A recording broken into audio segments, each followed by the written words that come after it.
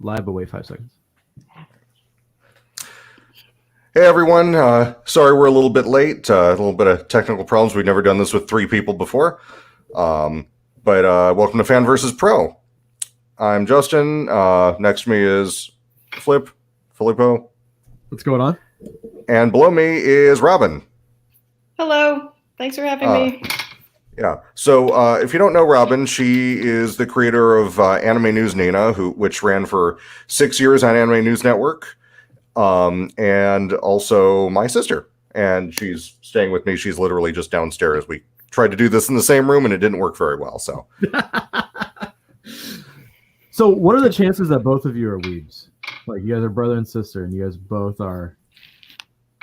Well, it was actually her and her friend that got me into anime when we were kids. It's been sort of our sibling bonding thing all these years, which is been cool. Yeah, and then when I'm 4 years older, and then when I left for college, our agreement was she got to keep all the games, and I took all the anime, but had to make her copies of the important stuff. I like that Evangelion. This was VHS era still, so. Oh, that's awesome though. I mean, it's good that you guys have something to bond over. Now, is there a series that Justin likes that you cannot stand, and is there a series that Robin likes that you just can't stand? I'll let you go first. Oh man, that's tough.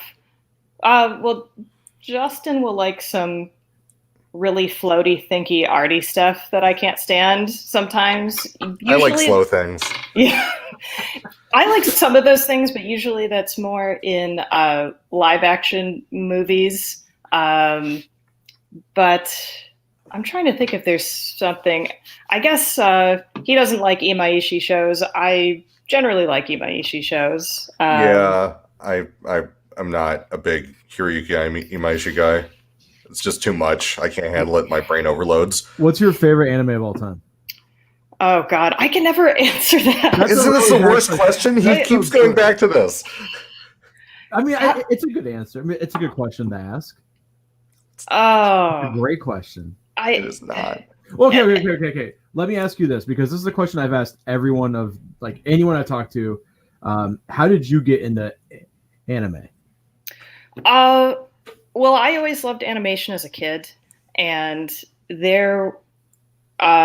actually when I was really, really young, there was some things I was exposed to that I really liked that I didn't know were anime, like way back when.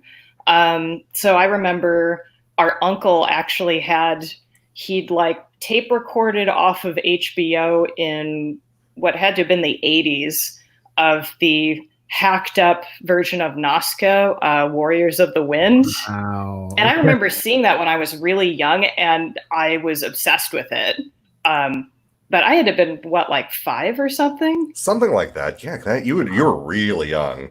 Yeah, I was really, really young. I didn't know you were obsessed. I knew you liked it. I didn't know you were obsessed. I remember badly trying to draw the Tito, the little fox squirrel thing, or like having some garbage stuffed animal I pretended was that. But so I kind of had that background without even knowing anime. And then I had sort of this bad influence friend in elementary school who just had no parental supervision. And so him and his older brother got all of the anime that was available at Blockbuster in the early 90s, which was mostly some pretty adult stuff.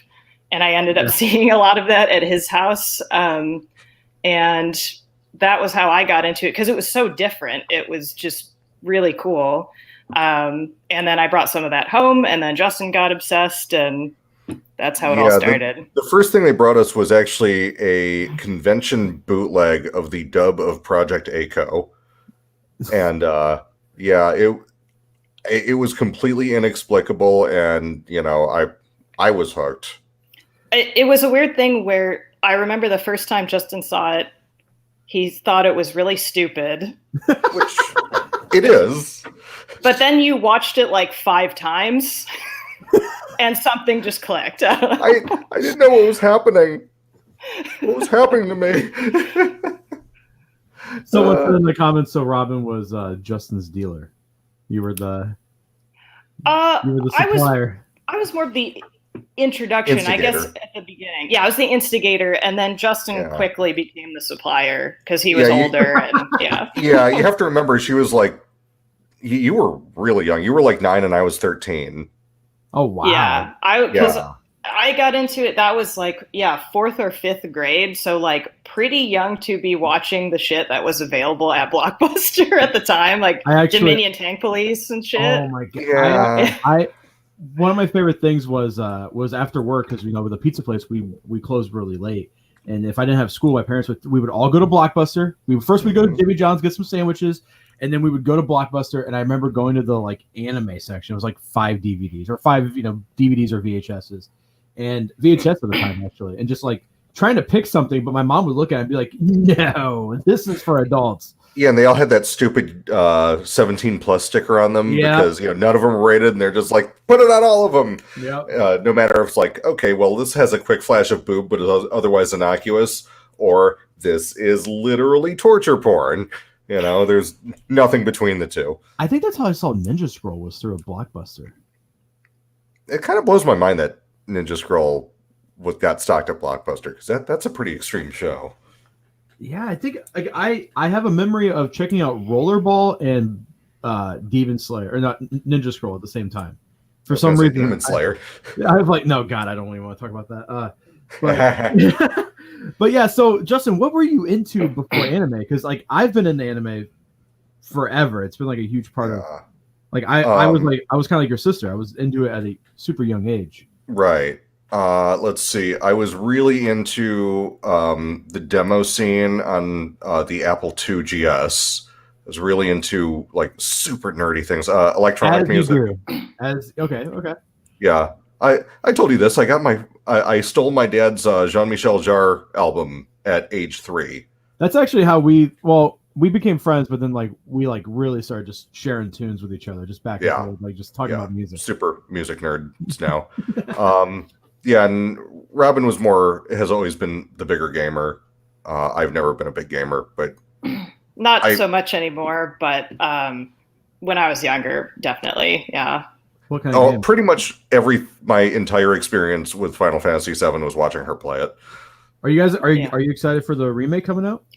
I am. I have not been much of a gamer, I think, ever since just adult career world. Yeah. But yeah, I'm really excited because I was very much in love with Final Fantasy VII. Can poorly doodle all of the characters from memory just because I just started doing that in middle school. I used to want to dress like Cloud as a kid. I was like, man, I just like him and Squall from Final Fantasy VIII. I thought were just the coolest, edgiest looking kids. Well, we all want to look like that. That's true. Oh man, I wish real hair was like Final Fantasy hair. Like I've always said that. I want my hair to look like Tidus or Squall, especially now that I'm losing my hair. I just want more hair.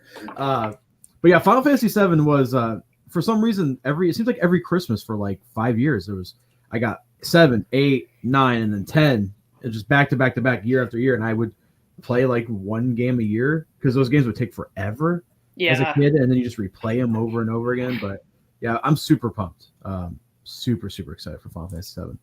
It looks really beautiful, and I didn't watch the latest trailer because I feel like they've already shown so much that I'm just like, I don't think I'll watch anymore. I just want to play it when it comes out. It looks that trailer was super long. It was the whole opening movie, and there's I can't think of the theme song name, but they like remade one of the songs, and it sounds really, really good. Anyway, sorry, me and Robin could probably talk about Final Fantasy VII for a whole episode. Flip has a horrible propensity to get off topic, and I will follow him off topic and then realize 5 minutes in, I'm like, oh shit. Yeah. Just talking, just like the conversation progressively, just naturally progresses into something else. So, but we're here to talk about Kickstarter, which you ran a Kickstarter. I did in was that 2013 or 14? The years have melted away. I think the Kickstarter finished in 13 and you shipped in 14. Yeah. So how much of a pain in the ass was that? Large. It was large. It was very educational, and it was very interesting because I did not have a fulfillment service, and in retrospect, I wish I had done that. So it was all very, very homegrown, and I did everything. And it was basically like learning to run my own small business outside of a full-time job for about a year. So it was a lot, and I had a lot of people helping me too, which was really great, and I was grateful for. But it was stressful, and after that year, I got really unhealthy because it was so stressful. Like, I weighed the most I ever weighed because I just stopped cooking entirely. We were just going out to eat. And it was just a lot of stress. So I took a big break after that and started getting healthy. But yeah, it's a lot of work, but it was very fulfilling though. So basically, when she started this Kickstarter, it was like she was retiring Anime News Nina, the comic that she had drawn for 6 years, and she was like, man, I want a book of it. And you just decided to put it up and weren't sure if you would make your goal, but you ended up making your goal in like 3 days or something like crazy like that. It was funded within 24 hours. Oh, wow. And it went way beyond my expectations. Originally, when I was ending Anime News Nina, there had been talk of trying to publish a book with the cooperation of Anime News Network, or like collaborating on something. But then when it came time, they just didn't have the resources and didn't want to commit the time. But I just really wanted the book to happen. I knew a lot of fans wanted it to happen. And I love all these super nice comments I'm seeing. But yeah, so I just thought, I'm going to do it myself. Fuck it, let's just do it. And yeah, it was. So did Justin help you at all with the project? Justin wrote the foreword. I had a foreword from Zach and Justin, because Zach Remainen was the editor I reported to. So I worked on a lot of Nina stuff with him too. But it was mostly me, and my husband supported me a lot too. Yeah, we don't live in the same state, so it's not like I could, help her package stuff or anything. Yeah. Well, I was talking more like logistics and stuff, because that, like, there's probably a lot of logistical stuff behind the scenes that was probably more overwhelming than actually packing up books. That seems like that'd be the easy part, right? Like, you just slap a name and a label on something. And yeah, the logistics were really difficult, and there was a lot of things that I didn't know I had to account for, that it was a lot of research up front. One of the biggest issues from the get-go was in figuring out pricing the books and understanding what the shipping costs were going to be, because I didn't have a physical book yet. I basically had been working on like the digital book manuscript file. And so I didn't have a physical book yet, so I didn't know exactly how much it was going to weigh. Is it going to fit in a particular envelope? And if you need to estimate any shipping anywhere, you need to have the weight and the dimensions. So I had to kind of estimate that. It's also really hard to estimate that for random different countries, because, I didn't know what international people were going to buy the book. And so I had to just make these guesses and just kind of go for it. So it was a lot of researching places to print the book, researching what's the most cost-effective way to ship the book, what kind of packaging do I need, and then having all kinds of setbacks. Like, initially, I bought one kind of envelope, and I got a bunch of envelopes to stuff with the books. But then when the Kickstarter ended up being much more successful than I thought, I did not really have any stretch goals set up, which people expect of Kickstarters. They're like, "Oh, we're raising way more money than you thought. So they what's want, the like, cool stickers and like exactly?" And so because my initial thought was, I think the original goal was to raise like about $7,500, and that was pretty much just for the books, and maybe we'll add a couple sections to the book. And my thought was, I feel confident that enough people will buy it that I think I can make this number, but I'll probably just barely make this number. And then before 24 hours was up, it was fully funded. And then by the end of the whole Kickstarter campaign, I think the total number raised was like 27,000. I had the Kickstarter pulled up. It's $27,740, 688 backers. That's a lot. That's a lot. Yes. So I was scrambling. the reason I wanted Robin on to discuss all this is because one of the questions that we get the most, both in terms of discotheque and manga publishers and all that, is why don't you just Kickstarter everything? And I think it could be really instructive to have Robin on just to explain what an insane amount of additional work it is and why that doesn't. Kickstarter can be great for certain things like Anime News Nina, but if there's any other way to get this stuff out, probably not worth doing. I Kickstarter. honestly don't know how so much work Woodhead does it. Like, he showed me all the stuff and I'm just like, yikes. Like, all the extra stuff, just it's because he's semi-retired and that this is all he does.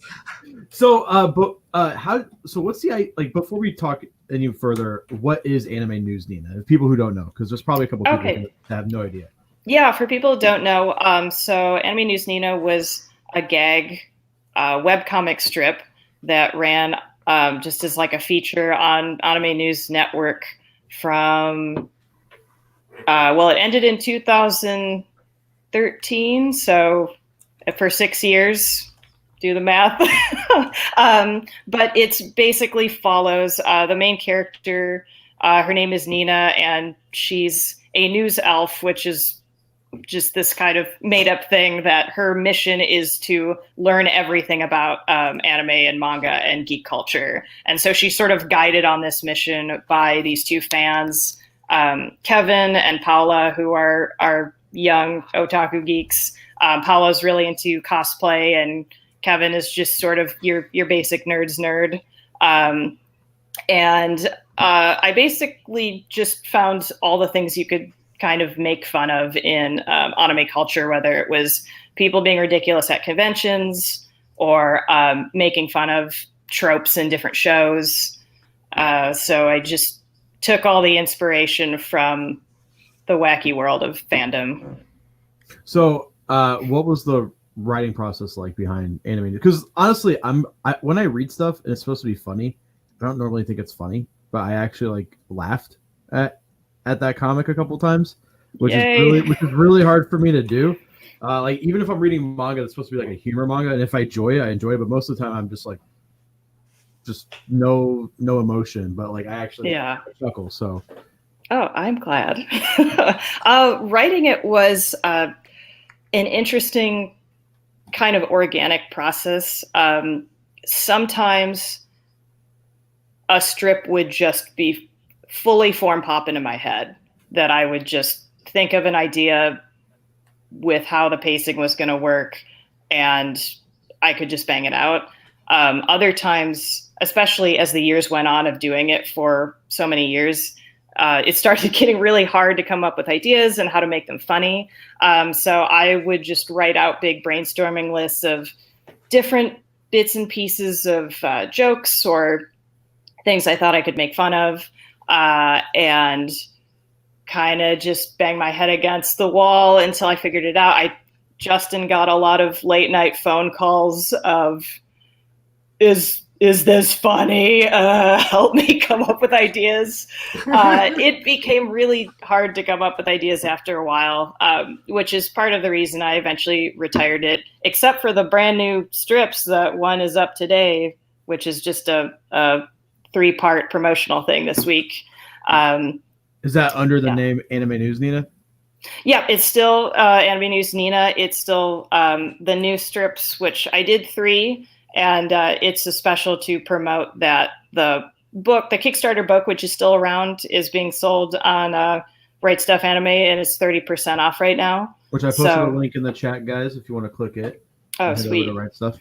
So I came up with 3 new strips that are getting posted Monday, Wednesday, Friday this week as just a special promotion. And it was really interesting to be back in that seat from years ago of trying to come up with the ideas and making the comic. Blast Just from as the past. easy as you remembered. Yeah, still a lot of work. Yeah. Now, doing the comic again, are you like energized to like maybe start a new weekly thing or? Well, funny you should mention that. I had already been working on a new thing. It's a little bit different, but I have a character called Dumb Bear, which is exactly what it sounds like. It is a dumb bear. I haven't called that before, actually. So,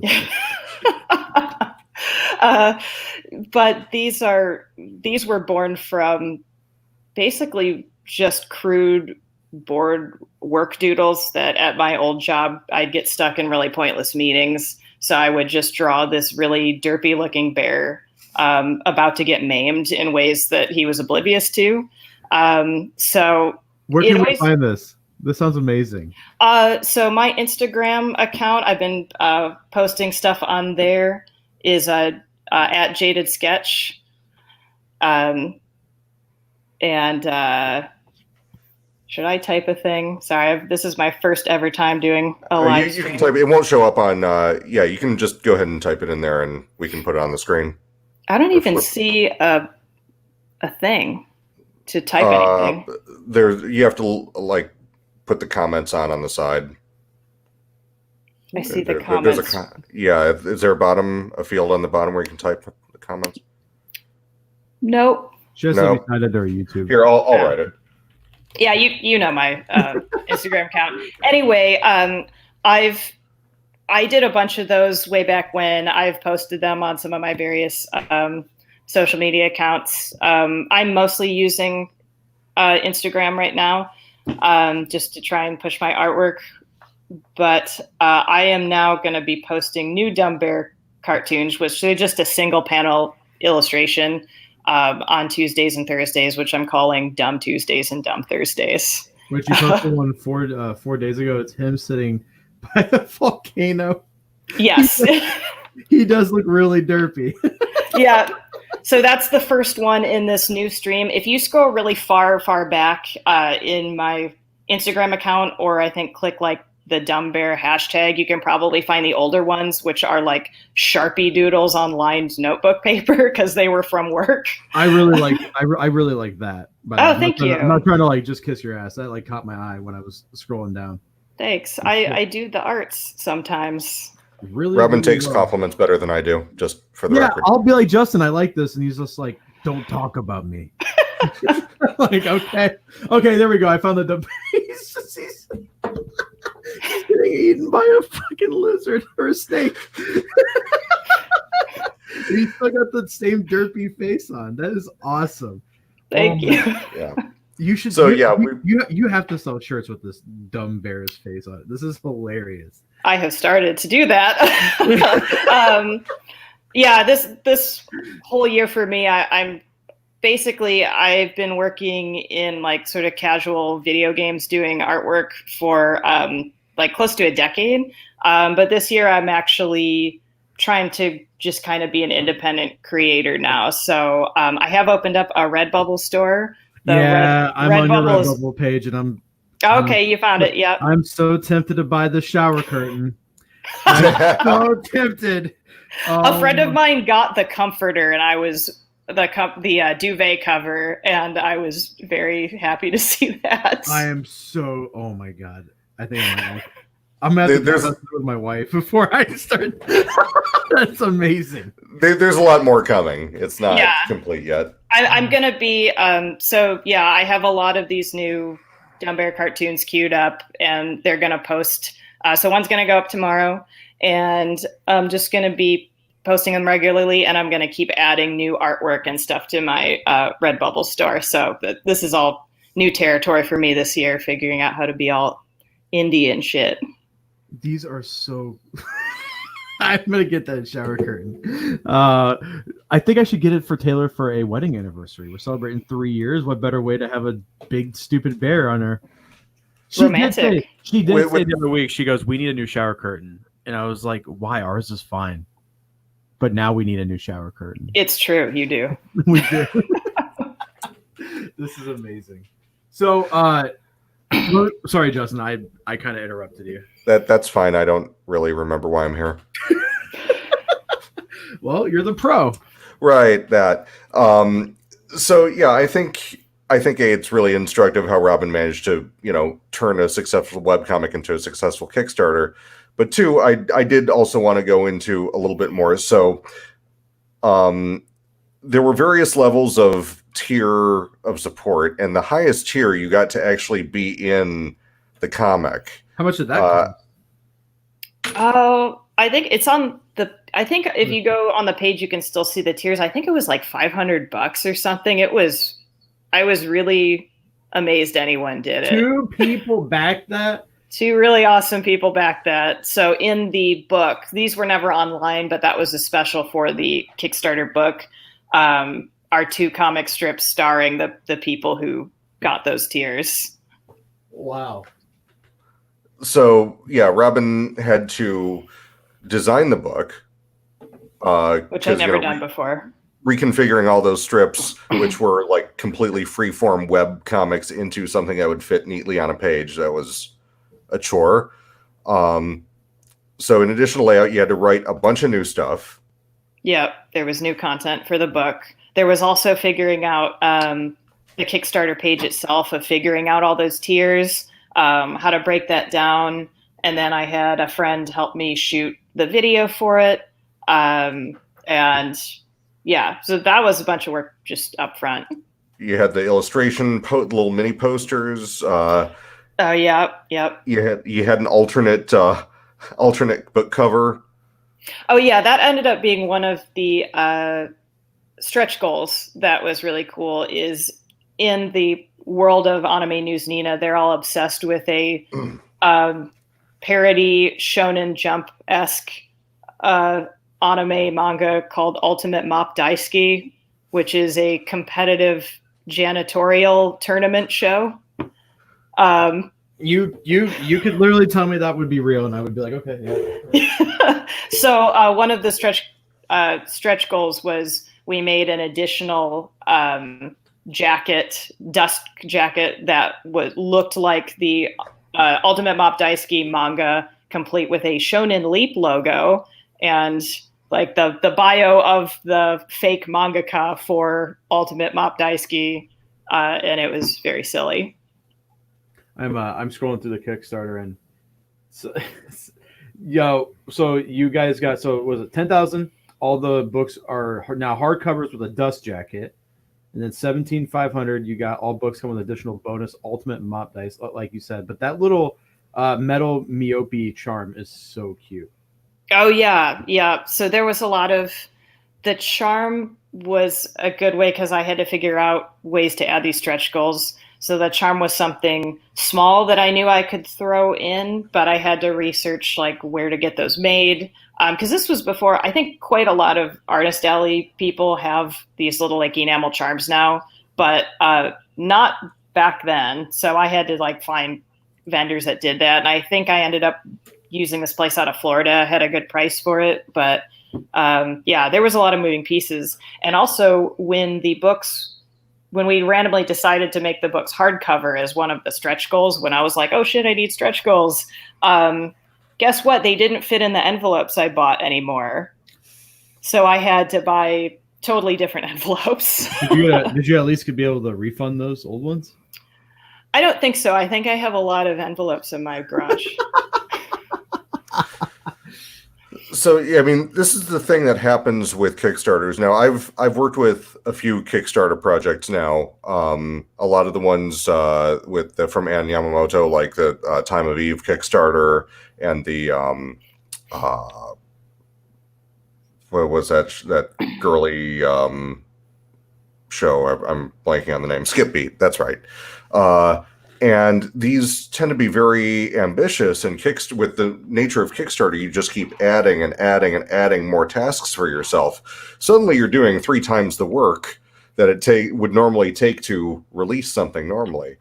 Even more than that, if you're not someone who normally has logistics built in. Like, if, for example, it's easier for Right Stuff to run Kickstarters because they just happen to run the biggest fulfillment center for anime in the country, and they can just, throw a couple additional shipments in their pallet. They did that Made anime. They didn't Oh, get- Emma. Yeah, they're not Emma, done yeah. with it yet. Oh, they're not They're done. still dubbing it. They've fulfilled some of the stuff that was already available, but stuff that is like they're still dubbing it. They're taking a while to do that. But I used to own the manga, but I don't anymore. That artist is fantastic. oh, she's so good. A She's so Bride good. Story is just Bride's Story blows my mind with the detail in that art. Oh my god. it's insane. I love that series a lot. I'm looking forward to that release. But at any rate, so you have that, and then you compound it. If like with Robin, it was easier because she owned Anime News Nina and she could do whatever she wanted with it.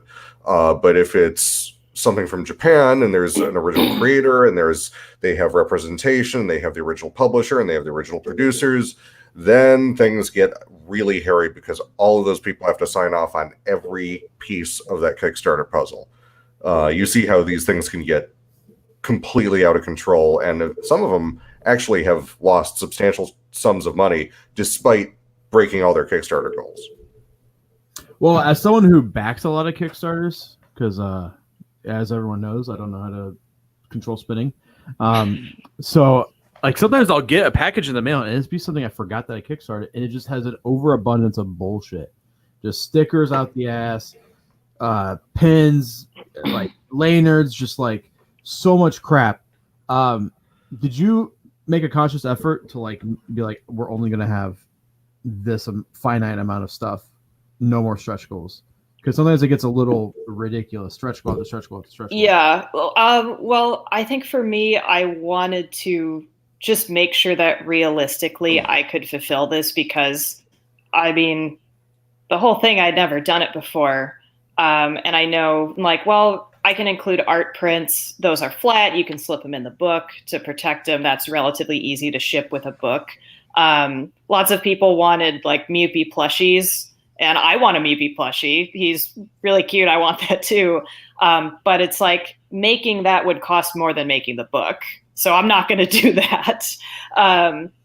So I definitely, because I have seen Kickstarters run wild with all those stretch goals and all that crap. And sometimes that means those people don't actually ever get to ship the product because they overextend themselves or something. So yeah, I tried to keep it to things that I could control, like making all the books hardcover, doing the extra dust jacket and that kind of thing. And like the little charms. Now, I want to ask you something before. Sorry, Justin. Sorry. But it's something that Robert said to me when I interviewed him, is that the higher tier Kickstarter pledges end up actually paying for some of the lower stuff.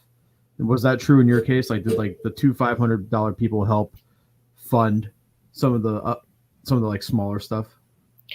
I think that's definitely the case, just because I mean, you just have so much more that funds. In my case, I didn't really look at it that way, because overall the whole Kickstarter earned so much more money than I thought, because I mean, it went, like 19 grand more than I asked for, which ended up being great because that gave me a buffer for the mistakes I did make. Like, because I could never properly estimate how much shipping was, the shipping those books internationally as just an individual person and not a business where I have some kind of like mass shipping discounts, the shipping international was insane. Some of these cost like $60 to send a box with 2 books, because there was a tier that you could get double books. It's like, yeah, it costs like $60. That's more than the cost of the book and everything else just to send it to some guy in Belgium or something. And so I was glad I had that extra money, that some of that was from the people buying the higher tiers, so that it helped with all those mistakes I made that I didn't know was going to cost me way more. Now, ultimately, you ended up turning a profit on the project, right? I did, yeah, which was really nice. And if you divide that project by how many hours you spent doing it, how much an hour was that? I've never done that math, but considering that it was a year-long endeavor, probably not very much as an hourly wage. God. Well, at any rate, yeah. So I thought that was important to get out there because, a lot of people, they love Kickstarters, they love crowdfunding, but it's so much more work to do anything as a crowdfunding. And if you just have the money to just do it and get it out there and the means to distribute it, it's usually way easier to do it that way. Kickstarter is specifically for projects like this book. And, if you have an alternative, use the alternative. Now, Justin, what have you kickstarted besides your sister's book? Because I would assume you did that. That I have actually run the Kickstarter, or no, like something that you've backed as a fan. I've backed probably at least 2/3 of the anime specific Kickstarters out there. I was on. I paid that. What was it called? Under the Dog. Oh, that was so disappointing. Yes, it was. I just sold my copy to Amoeba Records. I think they gave me like $3 in store credit for it. Let's see. I'm on that Emma Kickstarter. I was on the Time of Eve Kickstarter before they asked me to do the disc. That was exciting. I was on the original Bubblegum Crisis Kickstarter. I'm definitely on the Megazone 2-3 Kickstarter. Me too. I didn't care about writing Bean or Otaku no Video, but every once in a while I'm like, maybe I should get Otaku no Video. But you should probably get Otaku no Video, Justin. Okay, thank you.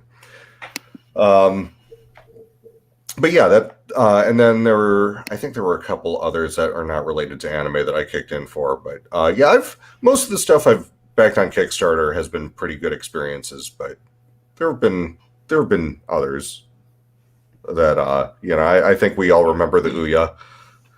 Oh my God! And the Pebble, you guys remember Pebble?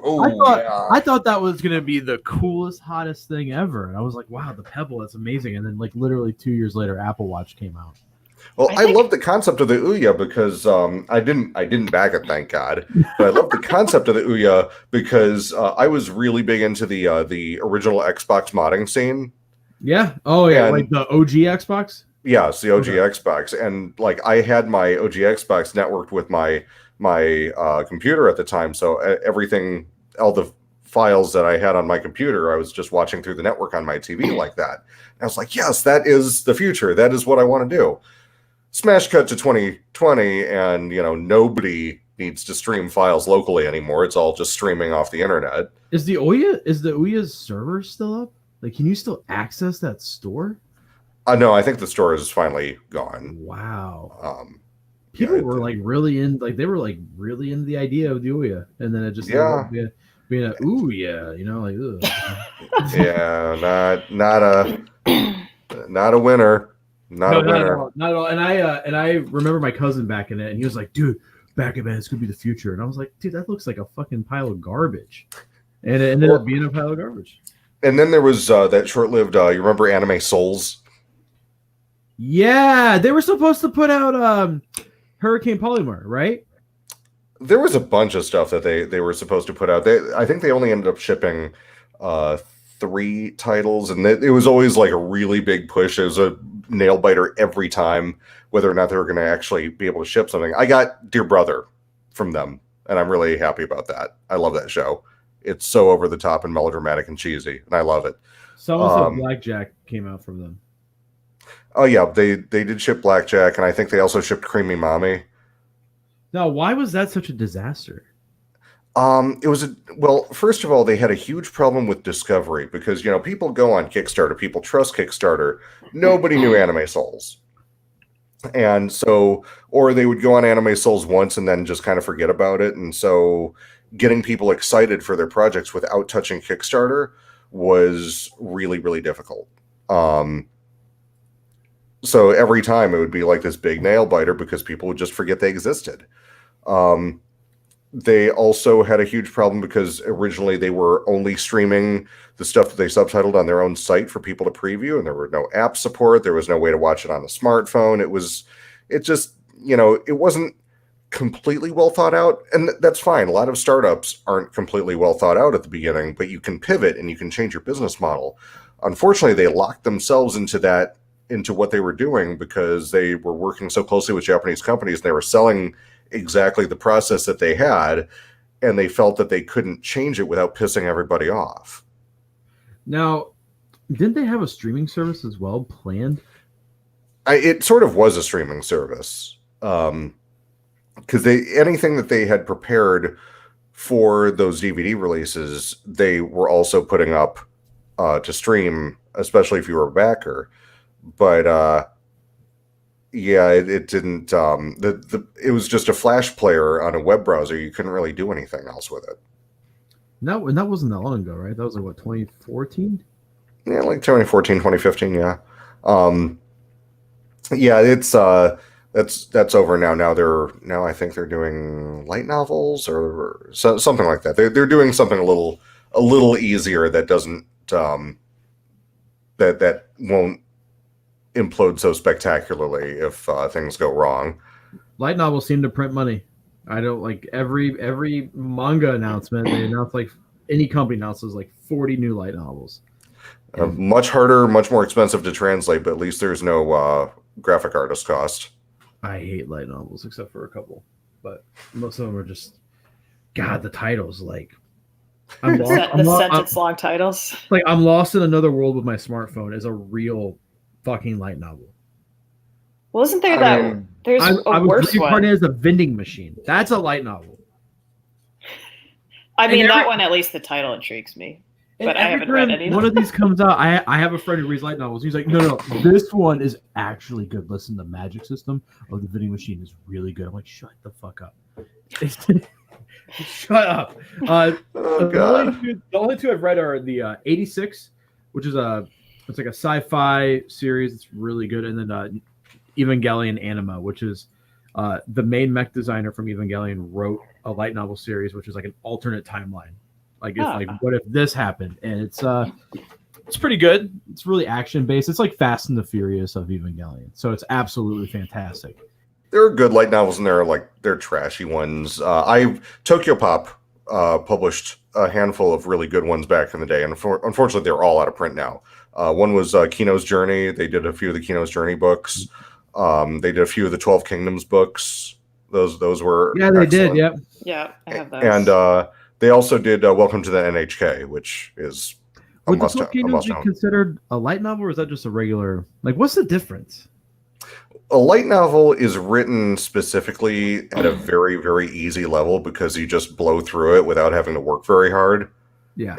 Hence the term light novel. It's meant to be, light entertainment. In Japanese prose can get very heavy with like very complicated kanji combinations and such. This Japanese book was a fucking mind fuck to read. If you guys ever want to read something, read this. It's incredible. And it's like an actual novel. Actually, just today, on your recommendation, because we were in Little Tokyo today, we went to Kinokuniya, because like good weebs. On your recommendation, I got Downfall. You did? I did. Oh, man. We'll see how much I like it. You might actually be really sad at the end. I hope so. I love sad things. No, this is real. Like, there's just, I don't know. Inyo Sano, by the way, I have my copy right here. Inyo Sano just knows how to just write a really dreadful story, but like, I don't know, it gives me like anxiety almost. Every time one of those books comes out, I'm like, I'm going to buy it. I'm going to read it. I'm probably going to like it, but I'm not going to read it again. So. I've been really bad about reading anything lately, but I think I read the first volume of Goodnight Poon Poon, and yeah, it's pretty bleak. I still want to read it, but I'm illiterate now. I'm illiterate now. I wish I was illiterate after I read that book. It's man. Yeah, I read it. I gave it like a 10 on Mount, and then I sold it immediately. I was like, get this out of the house.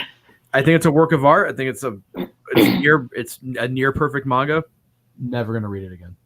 It just something happens in like the third volume that I was just like, no, sir. So we only have like 2 questions this week, Justin. Lay them on us. One of them is from me. So Robin, what's it like having Justin as a brother? And that's a loaded Justin, question. And also vice versa. What's it like having Robin as a sister? Well, I mean, honestly, we've always been really close and got along really well as siblings. So we're more like really good friends. And I think we have long supported each other's weirdness just over the years. More than supported, it's been our lifeblood at times. That's true. Encouraged, Appreciated, and planted. Yeah. Yeah. So it's mostly all been really great because we, grew up with these geeky hobbies together. We've both recommended each other all kinds of different things because, Justin, since he was 4 years older than me, he was kind of my dealer for everything. So he got all the anime, he got all the really great 90s house music mixes. So there was a time when I worked at EB Games and I was funneling all the free demo discs to her. So she got you into anime and you got her into house music? Yes, I think that's accurate. That's such a good trade. That's such a good trade. Right? Awesome. Yeah. So yeah, it's been good. We always have a close relationship. That's why I can come out here to LA and stay with him for a couple of days. And he mostly won't want to kill himself by the time I leave. So it'll be good. The difference between her visiting and my parents visiting, the stress level is just down here compared to. You did seem more stressed when your dad was coming, and then when your sister was coming, you're just more casual. Like, hey, my sister's gonna be here. I don't know if I'll make the show. I want to spend time with her. Like, it was just more lax. Yeah, we had to come up with a good reason for her to be here, and I think we did. It's a good reason. I mean, she. Yeah. You guys grew up in Detroit, right? Yeah. Detroit suburbs. So you guys had house music. Like, Detroit's techno scene is just incredible. Like, the music that comes out of there is so good. Everyone really says that. We were isolated from wherever it came from. That's what is really confusing. I still don't know where these magical clubs are or where any of this occurs because I've been to a rave in a Detroit abandoned building. Like, well, you guys have never done this? I was too sheltered to go to those, but I did go to the Detroit Electronic Music Festival towards the end of high school, and that did have some good stuff there. But I'm a sheltered indoor kid. I don't know. I have Asian mother syndrome. I lived my life in fear of mom. I shall not step outside my boundaries. Oh man, the lineup for the Detroit Electronic Music Festival, which is now Movement, is really good. Fortet's playing. Jamie XX is playing. Don't know him. You don't know Jamie? He does. The XX, the pop band, the synth pop band, the XX. Oh wait, yes, I do know them. Yeah, it's the guy who makes the music. He has his own solo project called Jamie XX, and then that's cool. Ben UFO back to back with Joy Orbison and Blawan, the guy who did. You remember I messaged you why they hide their bodies under my garage? Oh shit, I might actually fucking go to this. Go eat at Greektown. Yeah. I mean, yeah. So honestly, growing up, it was almost impossible to find anyone who liked the same sort of music I did. Any sort of electronic music. I was a freak for liking this stuff, and many other reasons. Does it make you mad, Justin, that all the stuff that you got made fun of for liking and that I got made fun of for liking is now just so accepted? We've been having this conversation all weekend. I would be so cool in high school right now if I was in high school, but I'm not. More than enraging, it's just a constant fucking weird out. It's baffling. Yeah. Just I was in Barnes & Noble the other day, and they had a big K-pop standee. Yeah, they do. I was like, what planet am I on? Dude, you can they have BTS dolls at Target. At Safeway. Do you guys know this? Oh yeah, No. My Korean mother-in-law does that. It's a sign for all K-pop. It's a heart. It's a heart. You love K-pop. Which, by the way, I don't like BTS that much, but that new song is so good. The name is actually It means I don't know. I don't speak Korean, but from what I understand from forums is that Sang-hoon's in the chat somewhere. I don't know. Maybe he can. Well, so Robin did get me into anime, yes, but she also, in my early 20s, got me into K-pop. And so, but that was with bands that now no one has heard of. Yeah, this was like 18 years ago. So we were deep into that hole. Like we were too, like Rain and like. It was before Rain. I did go to a Rain concert. I did go to a Rain. You did? I don't think. Well, Imagination TV sponsored it. Oh, I don't remember. So yeah, I got to go with my friend Mayumi, and we were just like gleefully laughing because like the entire audience was middle-aged Korean women who were losing their minds for Rain. And then we went to and it was at Madison Square Garden, and then we went to a nearby Korean barbecue restaurant, and Rain came in, and the entire place just ground to a halt. We couldn't get our check, we couldn't get our food. It was just like, Whoa. So like, who were the bands? Like, was this before Girls' Generation? Oh yeah. Yeah. This was the big boy band that Robin was into was Shinhwa. Shinhwa, HOT was big. SES was a trio of girls. Man, what were there's Lee Jung Hyun, there's Park Ji Yoon. Lee Jung Hyun was great. Park Ji Yoon was great. Yeah, and then there was NRG who kind of sucked, but I kind of appreciated them just because they were ridiculous. But yeah, nobody knows these bands now. Although occasionally, like if you find someone our age who's Korean, they'll occasionally have it like playing on the background. But I got introduced to K-pop with Rain, Girls' Generation, that stuff. The problem is when you're this ahead of the curve, you do not get any street cred. It doesn't help you at all. No, K-pop is huge now. My parents know K-pop songs. Like, it blows my mind. They're on Ellen, Jimmy Fallon. Yeah. It's like, it's fucking weird. Like, anime's in movie theaters now. Like, it's just, what? I am seeing just in the month of February 3 anime movies in theaters, which is crazy. Also, why do they all have to be in the same month? But yeah, that's weird. Is one Tokyo Godfathers? No, I don't even have tickets to that one. One was I saw Weathering with You earlier this month. Did you like it? I did like it. It's not as good as Your Name, but I still enjoyed it for what it was. Was it you, Justin, that told me that movie was going to suck? Might have been, but off the air. And then I just saw Ride Your Wave, which was really good. I liked. Yeah, I saw that too. I liked that a lot. And then seeing the My Hero Academia movie at the end of the month. Yeah, I'm seeing that the day she's leaving on Wednesday. So I did not like the first My Hero movie at all. Like, it wasn't very good.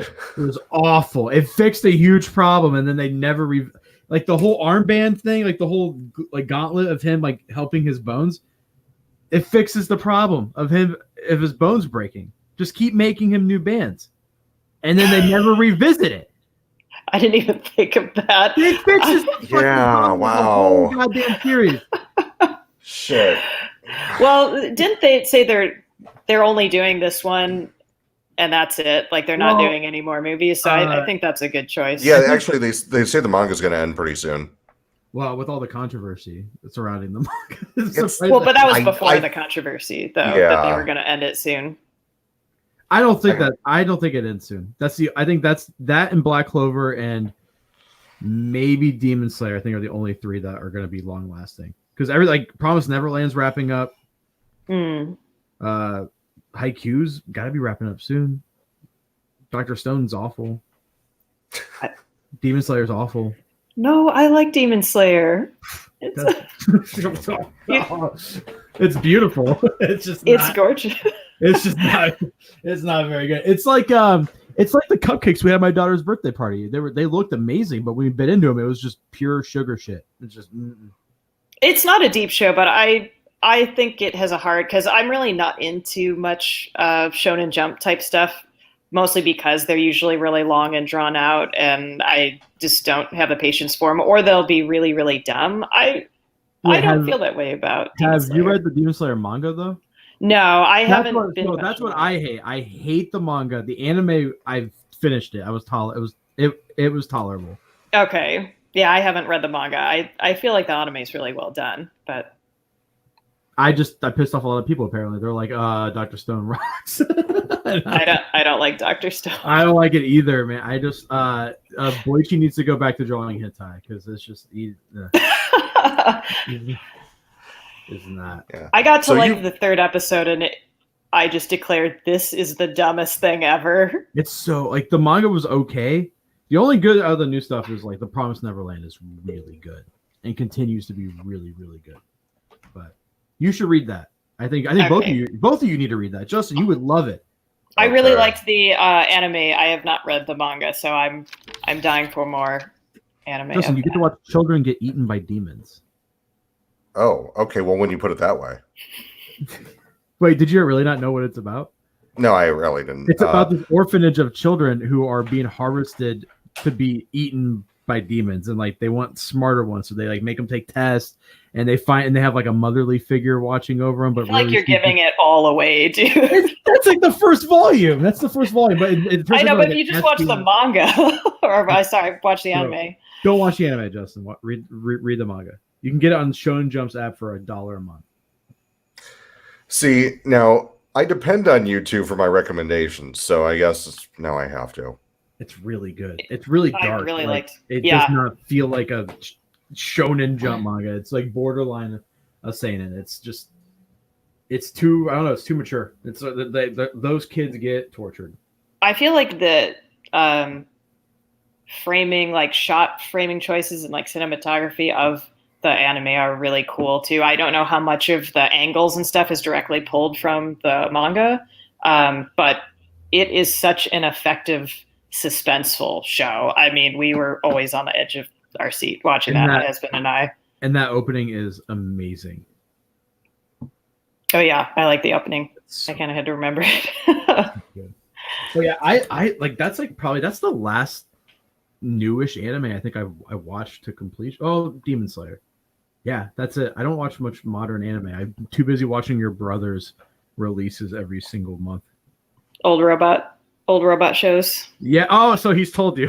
Well, I've watched the show. I don't know if I watched every episode, but yes, I'm now familiar with your taste. So yes, it's I have a whole wall dedicated to mecha and tokusatsu. So very good. I'm very much that guy.